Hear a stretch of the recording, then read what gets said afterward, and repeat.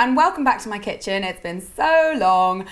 So you might remember a couple of weeks ago I invited you to ask me anything, and now is the time to do a little bit of answering.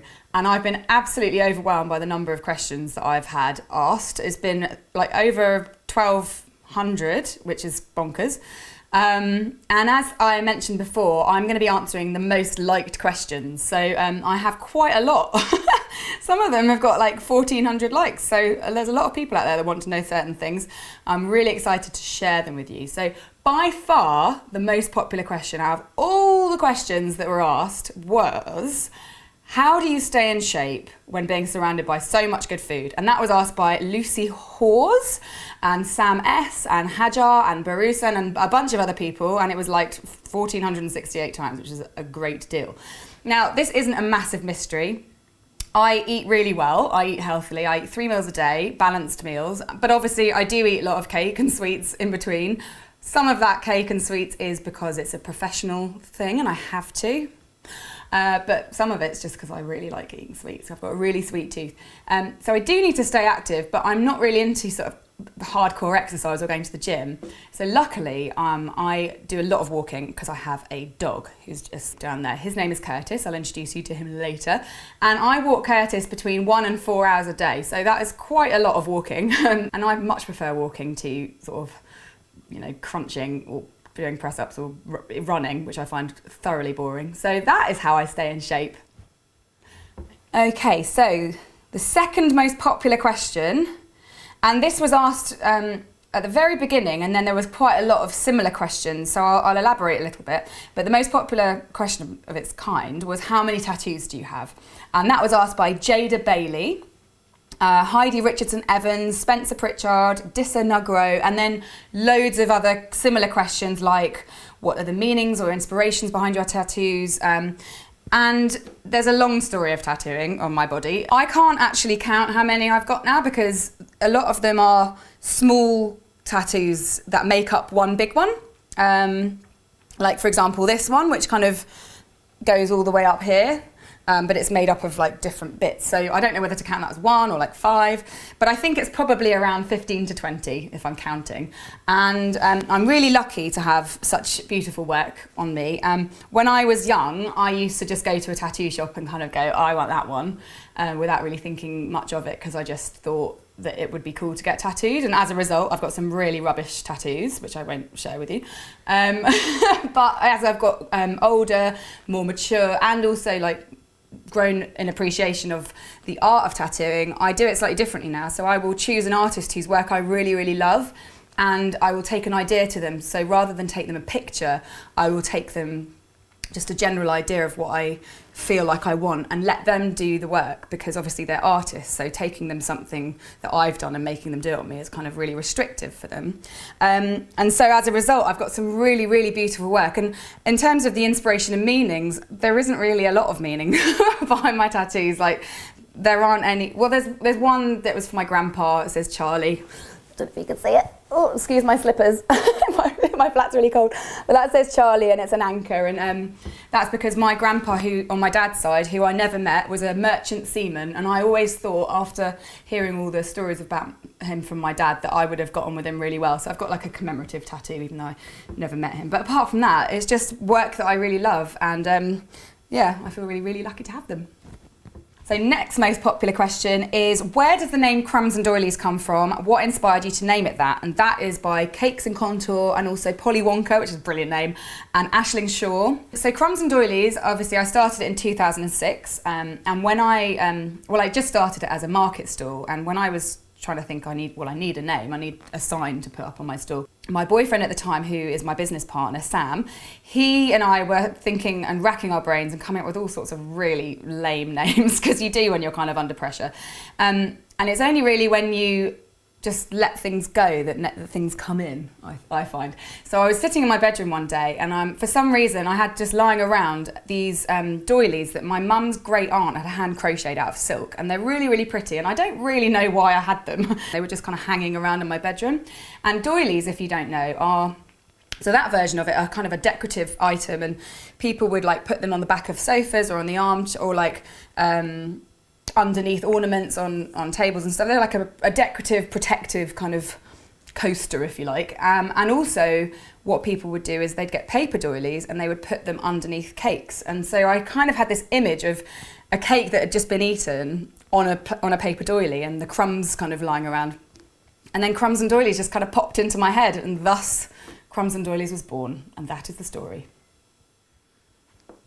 So this one is a slightly personal question, but it's okay, and a lot of people wanted to know this, so I can't really not answer it, but it is, do you have a boyfriend or a husband? Or some people ask me if I had a girlfriend or, you know, whatever. And I do have a boyfriend, and that's all you need to know. Actually, it's not. He just bought me some really beautiful flowers this morning. So he's a really good boyfriend, and that is all you need to know. Oh, I'm really hot. I'm embarrassed about answering about my boyfriend. Oh my God, cool down. It's because I'm thinking about my hot boyfriend. Okay, maybe I shouldn't drink any more tea. I've had too much tea. Okay, back to sort of technical questions. Well, sort of.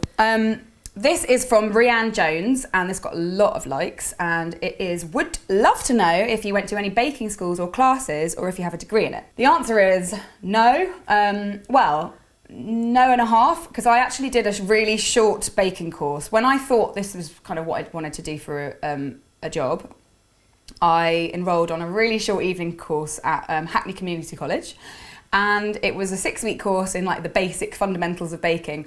And it turned out, after I'd done it, that I'd already kind of knew all the stuff that they were teaching, because it was really, really basic. But it was really fun, and I got to have a lot of fun with some brilliant ladies who were doing it as well. And I wouldn't rule that out as a thing to do. Like, there are tons and tons of classes, certainly in London, where you can learn how to bake things, or cake decorating, things like that. But for me, I learned much, much more on my own, and also I got a job baking. So I went to work at Rose Bakery, which is a little cafe in Dover Street Market in Mayfair, and I learnt so much just on the job, and I think that's how I learn. So I'm not very good at school, so I'm not very disciplined.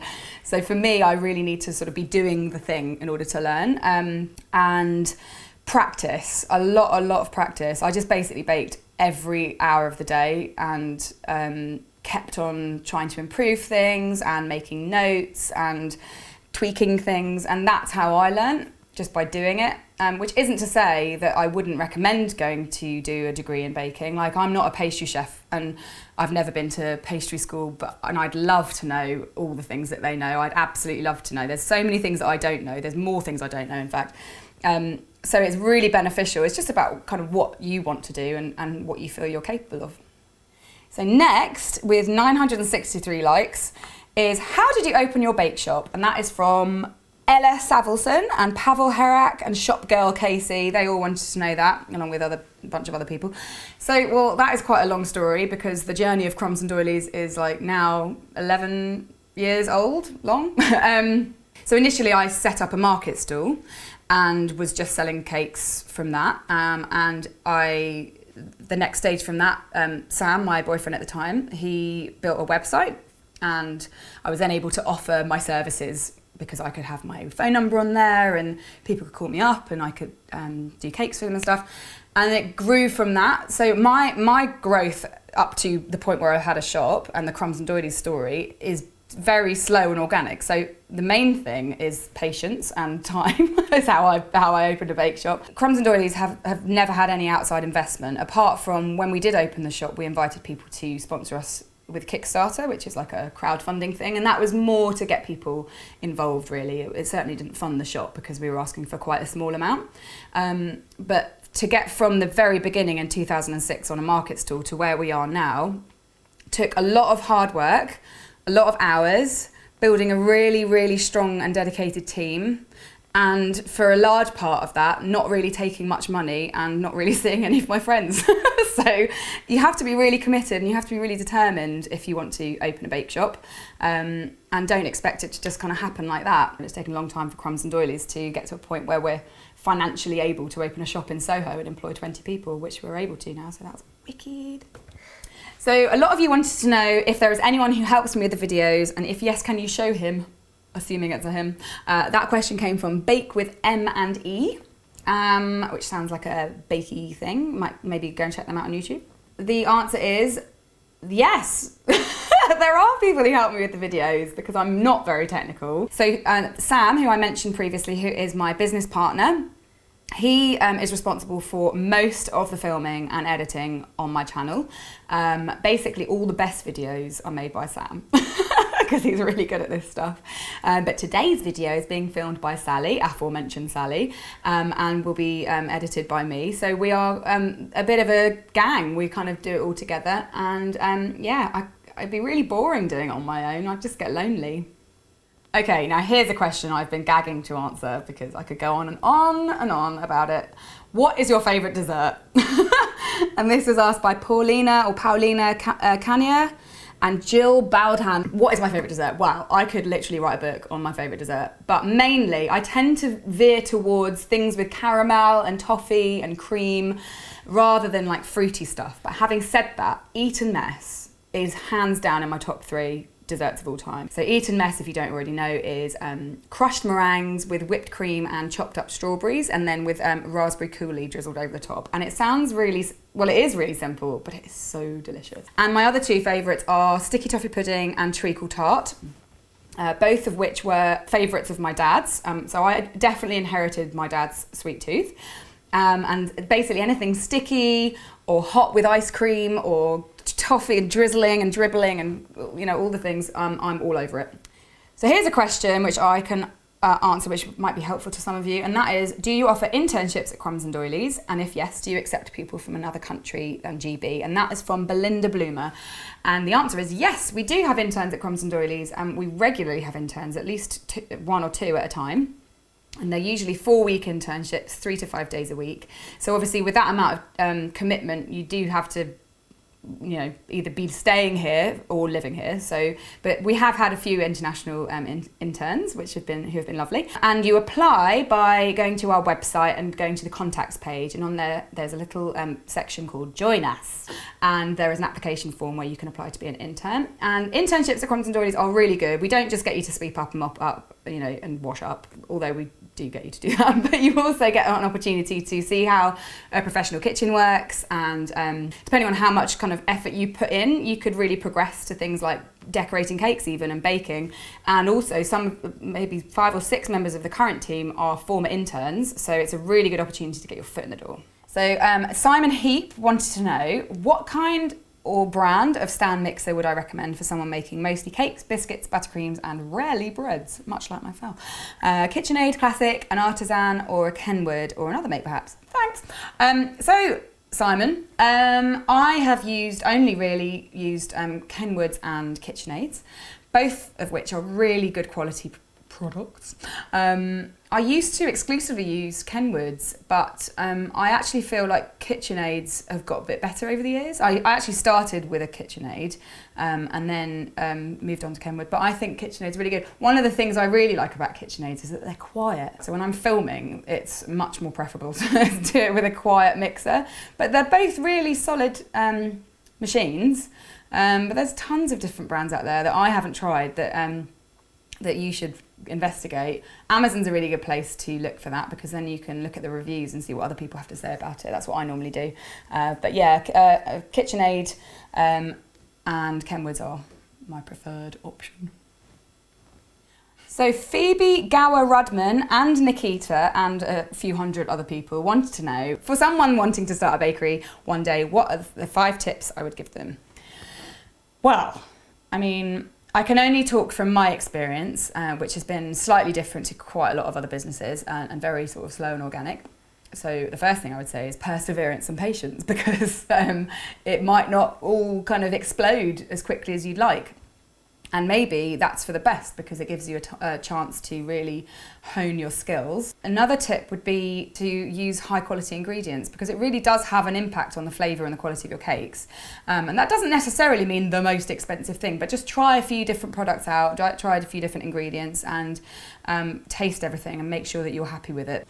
I also think it's very important to have lots of friends and family around, especially when you're starting out, because you're going to be baking a lot of cakes and you're going to be testing a lot of things. things. So it's important to have lots of people around you, not only to help you get rid of some of this cake, but also to get their honest feedback and constructive criticism, what works and what doesn't work, so that you can tweak things to make them better. On the subject of making things better, keep your standards really high. There is no point in doing this if you're just going to go, well, that'll do.